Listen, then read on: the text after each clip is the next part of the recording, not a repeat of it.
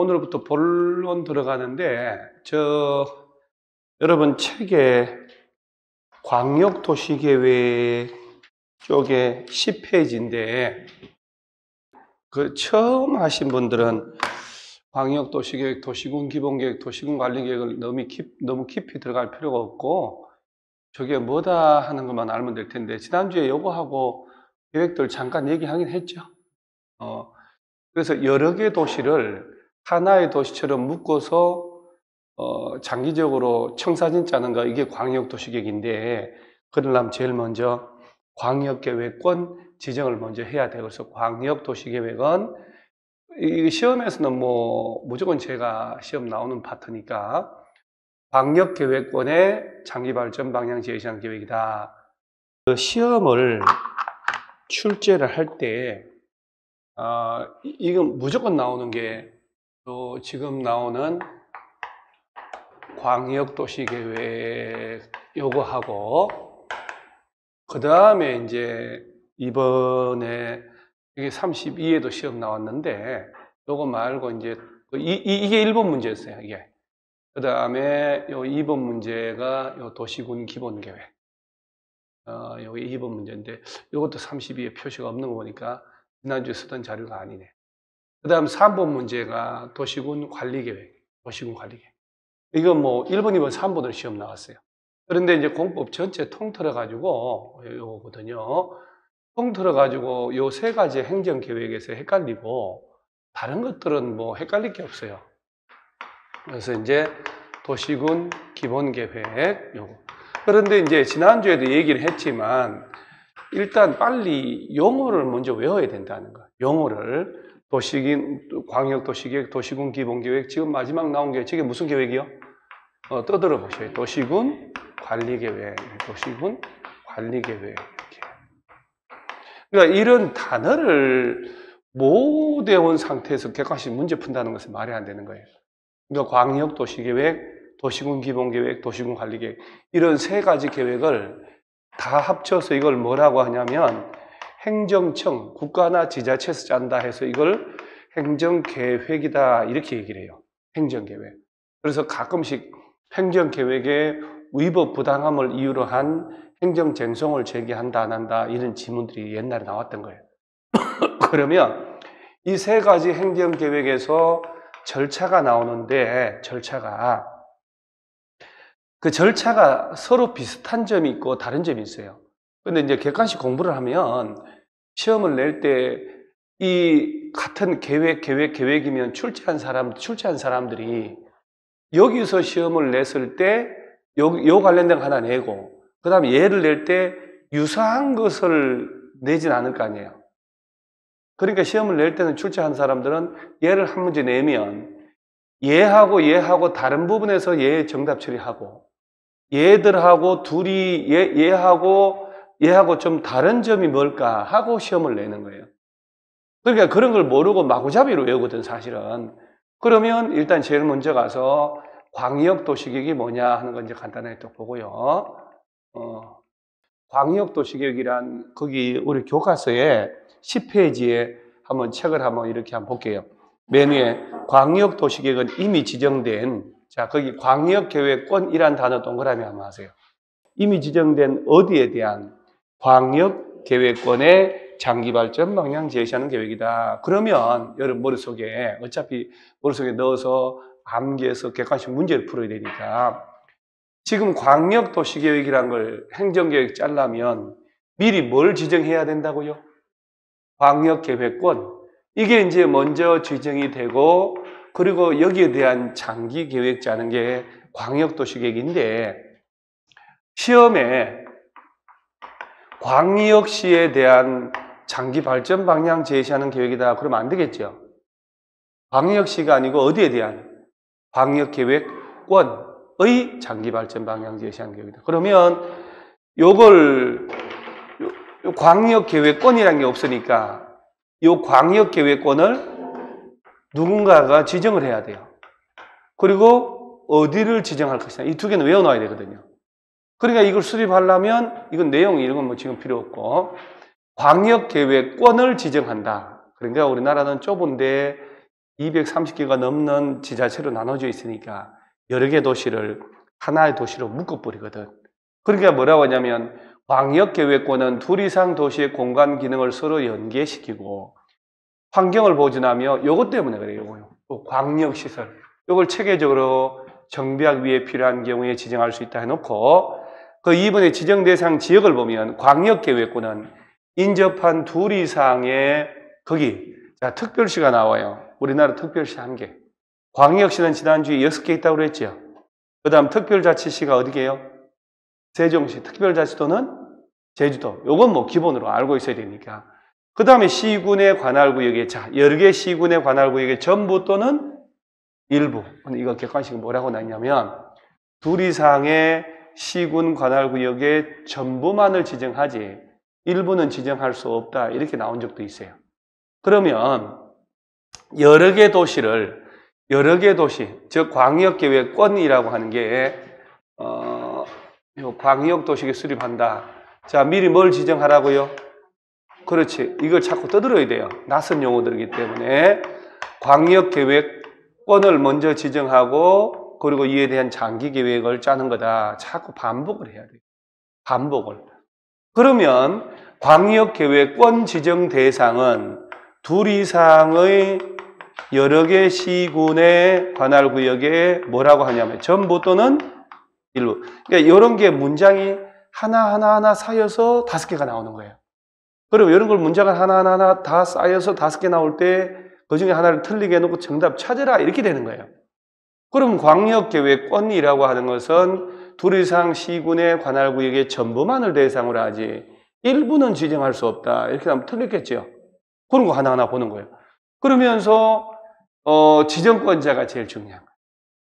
그래서 행정 절차 가지고는 반복하다 보면 다 외워서 안 틀리는데 그렇게 이제 출제한 사람도 알아요. 제가 시험장 가기 일주일 전에 5일 전이구나 얘기할 때도 얘기한 거거든.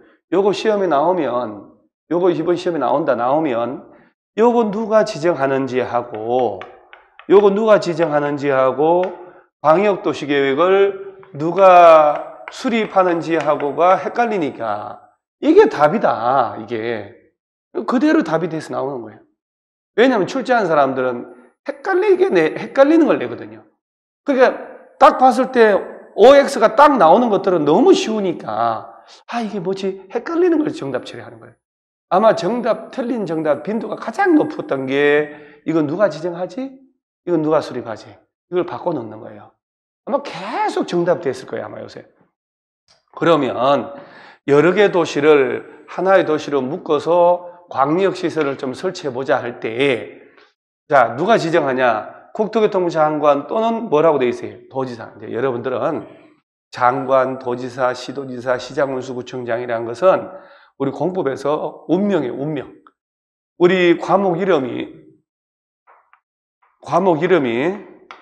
부동산 무슨 법? 공법이에요. 토지 건축물에 대한 요거는 이제 그래도 우리 중학교 때 사회 시간에 배우는 거 사법, 공법이라는 거 배우잖아요. 그러면 사법은 개인들 간의 법률 관계를 규정하는 법이니까 이게 대표적으로 우리나라 민법 얘기하는 거예요. 민법, 상법, 민법 그거. 그 다음에 이제 우리가 알고 있는 헌법, 형법, 행정법 뭐 이런 것들이 전부 다 공법이라고 그래요. 공법이라고 하는 것은 전체 공공의 국가 전체 이익을 위해 만든 법. 이 건재에 깔린 게 뭐냐면 공법 관계는 개개인들의 재산권은 전체 국가 국민을 위해서라면 규제될 수 있는 게 공법 관계예요. 그래서 항상 국가나 지자체가 주체로 나오고 항상 주민들이 객체가 되는 거예요. 국가 지자체가 법을 만들어 놓으면 국민들은 따라가는 거. 그래서 부동산 공법은 우리 배워보면 알지만 계속 규제를 하는 거예요. 규제. 여기는 이런 것만 지어야 됩니다. 이건 못 지어요. 이걸 지었다간 처벌해요가 나와요. 민법에는 처벌이 없어요. 개인들 간에 처벌을 못 하니까. 민법은 민법 시간에 보면 법률행 했는데 왜 돈을 안 주나요? 이행해 주세요. 이행지체, 손해배상 청구합니다. 막 이런 거 나와요. 이런 거. 자, 다시 우리나라 우리 부동산 공법은 8주를 2달 코스로 돌아가는데 매주 시장군수구청장, 장관, 시도지사 이런 사람이 나와요.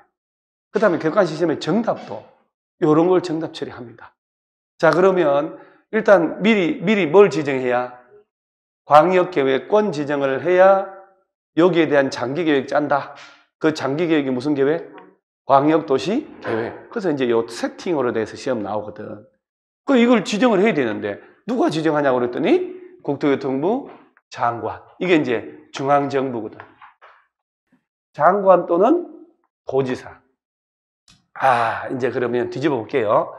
언제 국토교통부 장관이 지정하고 언제 도지사가 지정하는지 보면 광역계획권 지정을 해야 되는데 둘 이상의 이거 보지 마시고 시, 도 관할에 걸쳐 있다.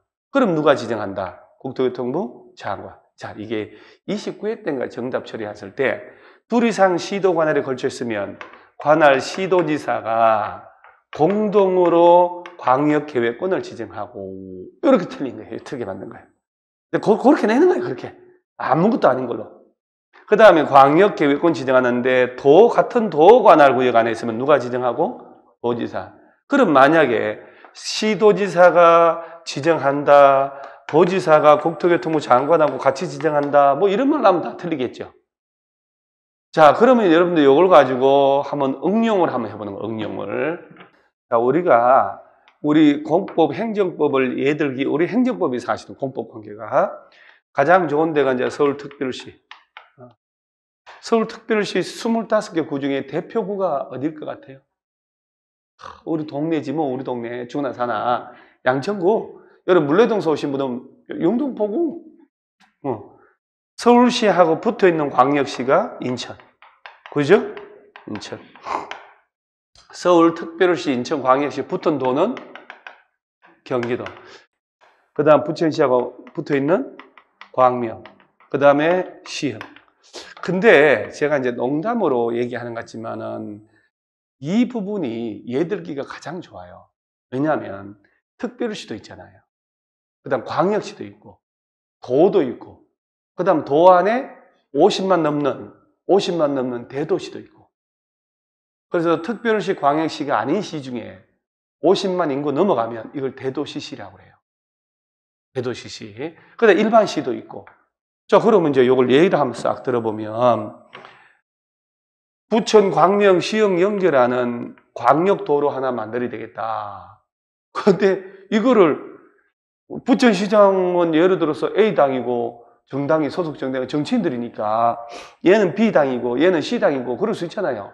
그러면 여러분 광명, 시흥, 부천 세 개를 하나로 묶어야 돼요. 이거 광역계획권이라고 그래.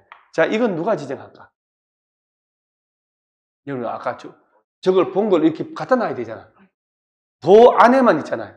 경기도 안에만. 그럼 경기도지사가 광역계획권 지정한다고. 그럼 전라북도 안에서 지난주에 살짝 얘기했지만 전라북도 전주, 김제, 남원, 군산 일대를 하나로 묶어야 되겠다. 그럼 전라북도지사가. 강원도 안에서 속초, 동해, 강릉, 삼척 이렇게 묶어야 되겠다. 강원도지사가. 그 다음에 경상북도 안에서 4개, 5개 시군을 묶어야 되겠다. 경상북도지사가 지정한다. 같은 도 안에 있으면. 그런데 이때 이 광역도로가 경기도만 있는 게 아니고 인천광역시하고 같이 걸칠 수도 있잖아요. 인천광역시 일부하고 경기도 일부가 같이 묶일 수도 있잖아. 둘 이상 이것이 도에 걸쳤다 이렇게 얘기하는 거예요. 그때 누가 지정한다고? 그렇지, 국토교통부 장관이. 둘 이상 시도 관할에 걸쳐 있으면 누가? 국토교통부 장관이. 같은 도 안에만 있으면 도지사가 뭘 지정한다고? 광역계획권. 근데 이런 식으로 입으로 떠들어야 외워지지. 여러분들 일방적으로 내가 전달하면 절대 여기서 설명할 때도 예 했거든요. 여기 올 때는 예? 이러잖아요. 그러니까 이거를 입으로 내가 표현을 자꾸 하려고 그래야 돼. 그러면 다시 머릿속에 광역계획권을 지정해야 되는데 여기에 둘 이상 시도의 관할에 걸쳐 있다면 누가 지정하고? 국토교통부 장관. 같은 도 안에만 있으면 도지사가 이제 지정해 줬으니까 장기 계획을 짜야 될 거 아니야, 이제. 이게 누가 짜냐? 이건 다 냅두고 수리권자가 나오는 거예요. 그러니까 이 광역도시계 수리권자가 나오는데 그게 출제하는 사람들도 분석을 한단 말이에요. 야, 이거 누가 수립하는지 하고 누가 지정하는지를 내면 이 사람들이 틀리겠구나, 헷갈리겠구나, 이거 알아요. 다른 건 안 헷갈려요. 두세 번만 딱 보면 암기 딱 돼버리니까. 이거 아침 저녁 헷갈리거든. 그래서 이번 32회 시험에서도 지정권자 중에 수리권자 중에서 틀리게 돼버린 거예요.